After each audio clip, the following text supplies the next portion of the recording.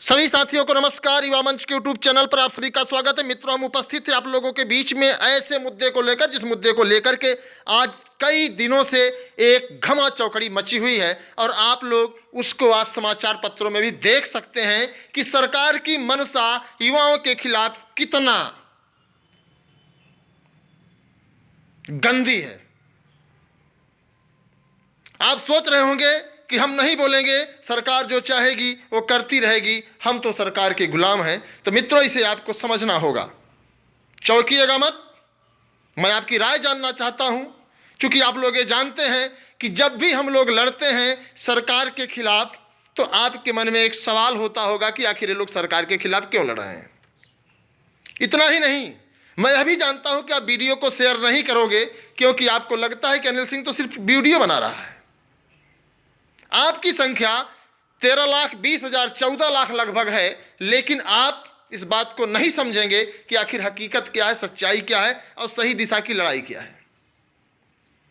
आज आप लोगों ने समाचार पत्र पढ़ करके अपना दिमाग और दिल शायद ही दौड़ाया होगा कि आखिर सरकार ऐसा भी करने जा रही है, और ऐसा करने जा रही है तो सरकार ऐसा क्यों करने जा रही है, आखिर इस पर लोगों का विरोध क्यों नहीं हो रहा है, आखिर छात्र युवा क्यों इस बात को लेकर के मौन है। और आपको बता देना चाहता हूं कि रहोगे मौन तो सहेगा कौन। इसका मतलब यह है कि अगर आप मौन रहेंगे तो हम ही आप सहेंगे, कोई पड़ोसी मुल्क वाला या कोई दूसरे देश वाला इस बात को नहीं सहेगा।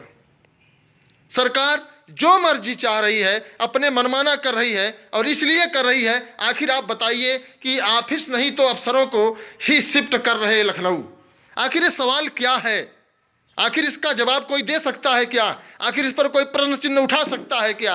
आखिर सरकार इस अपने उद्देश्य को बताए कि आखिर लखनऊ में अगर ऑफिसर हो जाएंगे तो क्या वहां से भर्तियां निकलना शुरू हो जाएंगी क्या? सच्चाई यही है कि दिल बदलने की जरूरत है, लिबास बदलने से जो है नजरिया कभी नहीं बदलेगा। और अगर आप उत्तर प्रदेश में हैं तो उत्तर प्रदेश के सभी नौजवानों को मैं विशेष तौर से मित्रों बता देना चाहता हूं कि अभी वक्त है, आपको एकजुट होना पड़ेगा। तमाम साथियों को मैं देख रहा हूं लगातार कमेंट कर रहे हैं कि आप संघर्ष नहीं कर रहे हैं, आप सिर्फ वीडियो बनाए, तो उनको बता देना चाहता हूं कि हम लोग पार्टी के दलाल नहीं हैं। हम भारतीय जनता पार्टी के विधायकों से आकर के धरना समाप्त करने वाले लोग नहीं हैं। हम जब टकराते हैं तो आर पार की लड़ाई लड़ते हैं, जिसका उदाहरण आपने कई जगह देखा होगा। और सरकारों से लड़ने के लिए एक कुवत चाहिए जो हम में है, लेकिन सवाल इस बात का हो जाता है कि जब हम लोग लड़ेंगे तो उसमें आर्थिक तंगी भी आती है, और आपको बता दें कि मानसिक, सामाजिक, हर तरीके का हम लोगों को उत्पीड़न झेलना पड़ता है। आप लोग कहेंगे कि अनिल सिंह सहयोग मांगता है। भाई, मैं भारतीय जनता पार्टी का एजेंट नहीं हूं, मैं भारतीय जनता पार्टी का जो है पदाधिकारी नहीं हूं, मैं भारतीय जनता पार्टी की सदस्यता नहीं लिया हूं, मैं ठेकेदार नहीं हूं, मैं जो है सिस्टम नहीं चलाता हूं। तो तमाम चीजें हैं आप लोगों के बीच में। एक बार जेल जाने के बाद जमानत करानी पड़ती है जनाब, उसके बाद मुकदमे को रन कराना पड़ता है, वकील को फीस देनी पड़ती है। और आपको लगता है कि अनिल सिंह को 100, 200, 500 रुपए सहयोग दे दिए हैं, उससे जो है अनिल सिंह को खरीद लिए, तो आप अपने मन से भ्रम निकाल दीजिए। अगर आप खुद नहीं लड़ सकते तो जो भी साथी इस लड़ाई को लड़ने के लिए आगे आ रहा है उसको तन मन धन हर तरीके से सहयोग करेंगे, तभी लड़ाई पूरी होगी।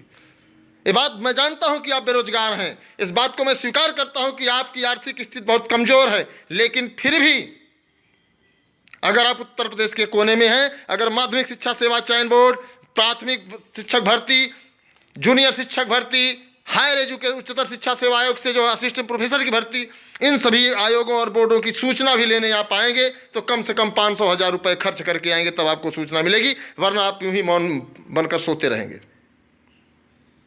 अगर ऑफिस नहीं तो अफसर को ही शिफ्ट कर रहे लखनऊ, ये बात पच रही होगी कुछ लोगों को। कुछ लोग ताली बजा रहे होंगे कि अच्छा सरकार लखनऊ में ऑफिस कर दे, अब तो नौकरी की बाढ़ आ जाएगी। इसे आपको सोचना होगा मित्र, कोई बाढ़ नहीं आएगी। और सबको सौगंध है कि आप लोग इस वीडियो को शेयर कर दीजिए, जो भी साथी हैं, जो भी अपनी राय दे कमेंट बॉक्स में कि सरकार ऐसा क्यों कर रही है घिनौना कार्य, कि अगर अफसर ही नहीं रहेंगे तो ऑफिस इलाहाबाद में खोल करके क्या करेंगे। माध्यमिक शिक्षा सेवा चयन बोर्ड के अध्यक्ष माननीय वीरेश कुमार राय जी